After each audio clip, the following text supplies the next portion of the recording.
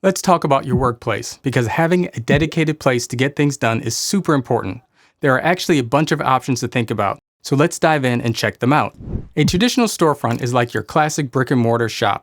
It's where you set up your business in a physical location, like a store on Main Street. You can welcome customers in, showcase your products, and create a real-world experience for your brand. It's like the OG way to do business. An on-the-go business refers to businesses like mobile services, i.e. massage therapists, that travel to clients' locations such as homes, hotels, events, providing convenience and flexibility. They offer services wherever the customer is, making it convenient and accommodating for clients with busy schedules or specific location preferences. Working from home means you get to do your job from the comfort of your own place, like your house or your apartment. No need to commute, and you can often set your own schedule. It's all about flexibility and staying productive in your pajamas.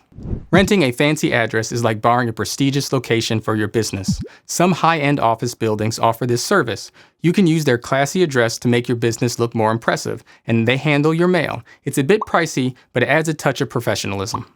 Cozy co-working and community spaces are like comfy shared offices where people can work together. You can rent a desk or a small office for a short time. They're great when you want a friendly, productive atmosphere, without the hassle of a traditional office lease. In the end, the workplace you pick is like choosing your favorite ice cream. It's all about what floats your boat. Figure out what makes the most sense for you and your gig, whether that's a physical spot, a workspace, or a blend of both. There's a flavor for everyone out there. I'm not saying don't get a physical location, but know that you have options.